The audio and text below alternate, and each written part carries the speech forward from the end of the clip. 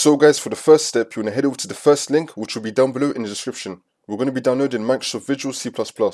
Now once we're here, you just want to scroll down till we get to here. There's going to be an x64 download and an x86 download.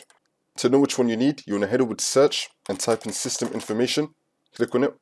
And then once we're here, next to system type is going to tell you, I'm on x64, I want to begin the x64 one. And if your one says x86 or x32, you want to get that one. So in my case, I'm on x64, I want to begin this one. I'm going to click on this. And now I'm going to click on this to install it. And then once you're on this, you want to click on I agree. And then click on install. And then click on yes. And if you get this, you want to click on yes.